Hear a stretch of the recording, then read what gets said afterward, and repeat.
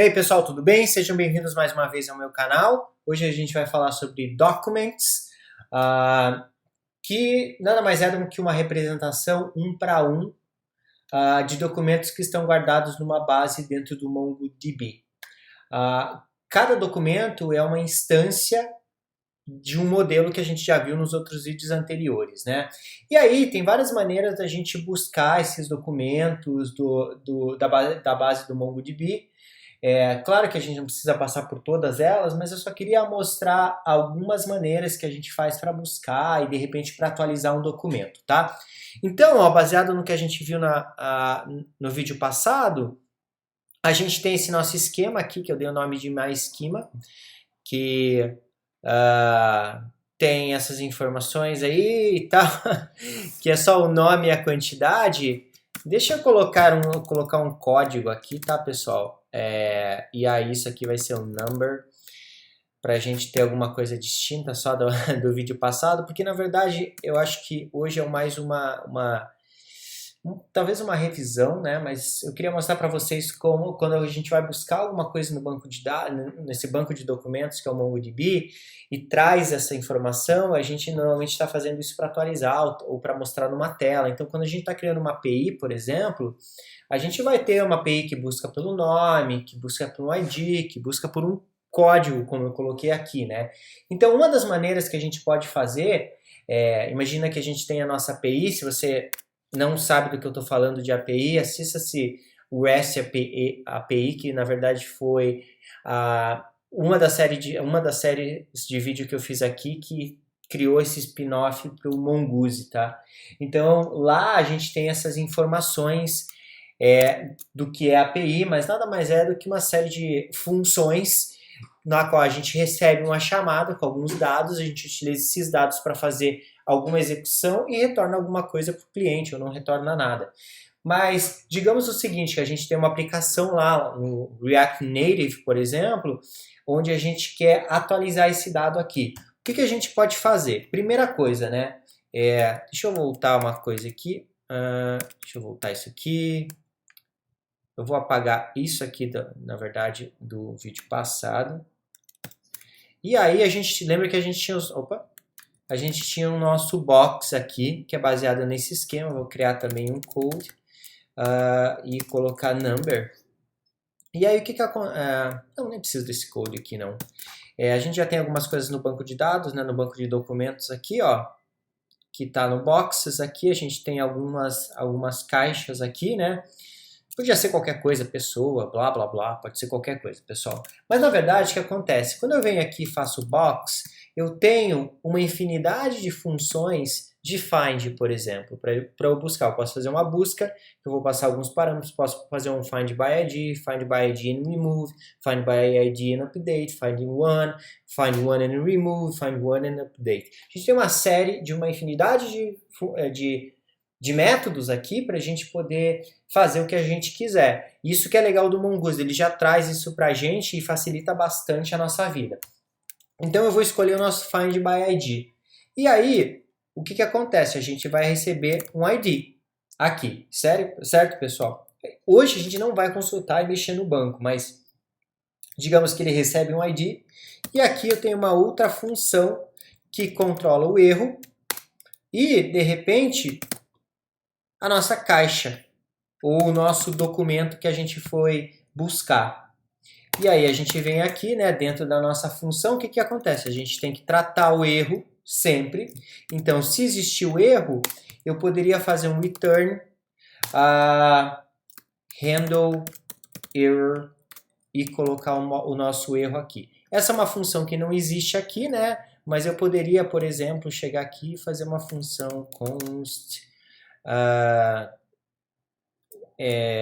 handle error e dizer que isso aqui recebe um erro e faz um console.log erro. Beleza, pessoal? Uma função qualquer de tratamento que de repente você vai logar no banco de dados, vai te jogar numa fila, vai disponibilizar num painel ou algo assim.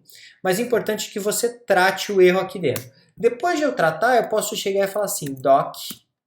Ponto.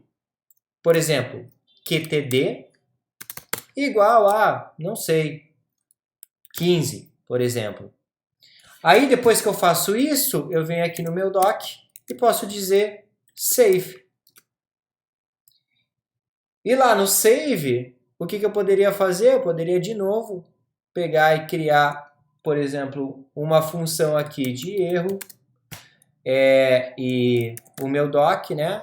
Aqui, por exemplo. E nisso daqui a gente faria assim, de novo. Venho aqui no meu erro, meu tratamento de erro, faço meu tratamento de erro de novo. E de repente, se você viu o vídeo passado a série de REST API, você poderia dar um REST, não sei, JSON, por exemplo, aqui, e mandar o seu doc de volta para o cliente ou algo assim. Aqui você poderia colocar status e aí colocar um 200 de OK e ponto alguma coisa, ou você, se quiser, pode fazer só um console.log doc. Então, assim, né, pessoal, o que eu quero dizer?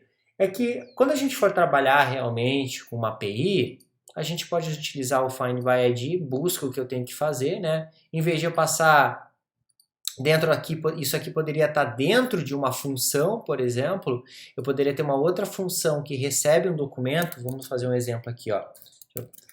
Eu poderia ter, por exemplo, uma constante aqui, my update function, e aí eu receberia um doc, por exemplo. E aí aqui dentro, pessoal, olha só, eu vim aqui e faço um doc, vamos colocar assim, my updated doc. E aí o meu my updated doc eu poderia vir aqui e utilizar, por exemplo, myupdateddoc.qtd. E aí eu vou passando as informações que eu recebi aqui para dentro da nossa base de documentos. Vou reforçar aqui porque a gente não precisa disso. Entenderam, pessoal? Então, basicamente era isso que eu queria mostrar primeiro para vocês. Tem outras maneiras de fazer, tá, pessoal? A gente pode utilizar um cara aqui chamado também, em vez de usar esse cara aqui, deixa eu fazer assim, eu poderia pegar e colocar doc.set, e aí no set, o que eu faria? Eu colocaria qtd 2.15, por exemplo.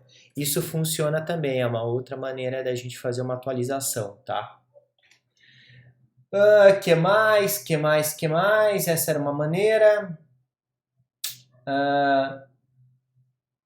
Bom, essa é a maneira onde a gente busca primeiro o documento, né? E depois a gente faz uma atualização nele. A gente tem outras maneiras que a gente poderia vir aqui, em vez de utilizar essa funcionalidade assim. Deixa eu só ver o que está dando erro aqui, porque está reclamando. Não importa também se está dando erro isso aqui, eu vou deixar comentado, tá? Opa, vou deixar isso comentado. Porque isso aqui eu não preciso. Desculpa aqui. Ups. Aí, pessoal, outra maneira que a gente poderia fazer é utilizar o box.update. Ou, na verdade, né, deixa eu voltar aqui, box. E aí eu tenho update main, update one e blá blá blá, são outras funções que a gente tem. Mas eu poderia, por exemplo, utilizar o update e aqui, ó, eu passo o meu parâmetro que é o ID igual a, por exemplo, um número qualquer aqui, que é um padrão de pesquisa, então ele vai utilizar isso para utilizar a cláusula where, qual que é o documento que eu vou utilizar. Poderia abrir aqui um objeto e dizer, por exemplo, set, aí 2 pontos, e aí a gente coloca, por exemplo, qtd 2.15. Essa é uma outra maneira da gente fazer. Claro que aí aqui dentro, né, aí a gente teria, por exemplo, uma função de callback, que na verdade essa pode ser essa função aqui, tá, pessoal?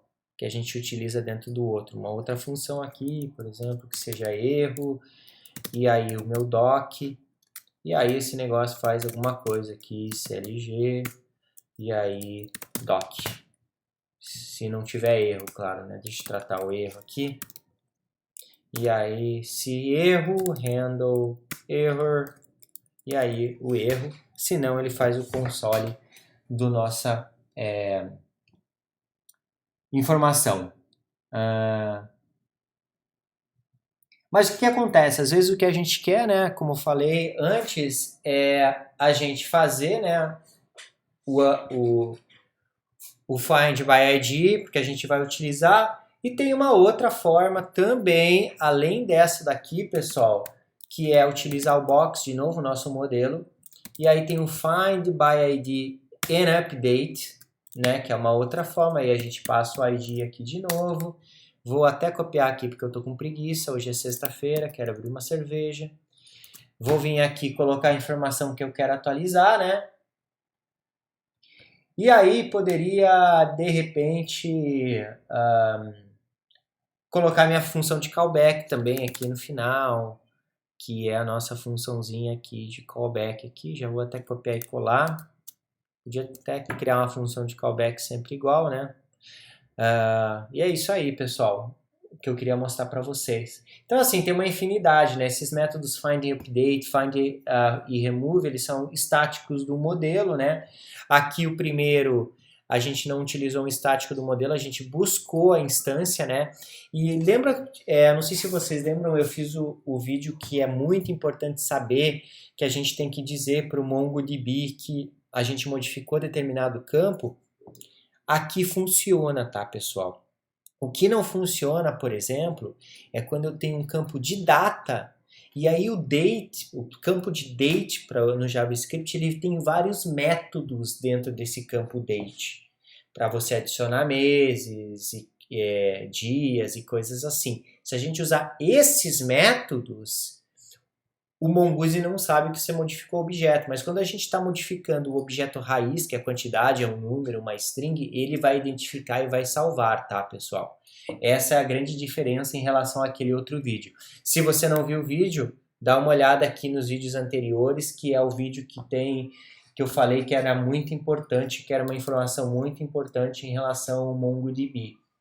Tá? Eu coloquei em caixa alta o nome desse vídeo para a gente ter lá e ver mesmo, tá? E, pessoal, acho que era isso para o vídeo de hoje. Espero que vocês tenham gostado, tá? Se você já é um inscrito no canal, aproveita assim, se você já é um inscrito no canal, deixa seu like aí. Se não tá logado no YouTube, se loga no YouTube, deixa o like, deixa seus comentários, que é bem importante aqui para o canal. A gente está aumentando a nossa comunidade. Quanto mais aumenta a nossa comunidade, mais eu tento aumentar a quantidade de vídeos. Claro que eu faço isso no tempo que eu posso, tá? E é isso aí, pessoal. Espero que vocês tenham gostado mais uma vez, tá? Qualquer coisa, se não sabe do que eu estava falando nesse vídeo, vai lá no vídeo número 3, tem que saber, importante, que é muito importante vocês saberem, como eu deixei no nome do vídeo. Valeu, pessoal! Agora eu vou lá para minha cervejinha. Valeu!